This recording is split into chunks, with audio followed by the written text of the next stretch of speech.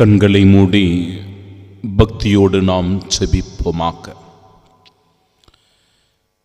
என்றும் உள்ள எல்லாம் வல்ல இறைவா, உம்மை தாழ்ந்து பணிந்து வணங்குகின்றோம். இன்றைய நாளில் ஆயர்களான புனிதர்கள் தீமோத்தேயு மற்றும் தீத்து இவர்களை நினைவு கூர்ந்து நாங்கள் செபிக்கின்றோம். உம்முடைய வார்த்தைகளை பல்வேறு இடங்களுக்கு சென்று அறிவித்து விசுவாசத்தில் அம்மக்களை திடப்படுத்தினீரே, ஆறுதல் படுத்தி ஒவ்வொருவரையும் ஊக்கப்படுத்தி உற்சாகப்படுத்தினீரே. ஆண்டவரே, இப்படிப்பட்ட உம்முடைய அன்பு சீடர்களை மிகச்சிறந்த கருவிகளாக பயன்படுத்தி உம்முடைய வார்த்தைகளை அறிவிக்கக்கூடிய ஆற்றலை வல்லமையை அவர்களுக்கு தந்தீரே. உமக்கு நன்றி கூறுகிறோம்.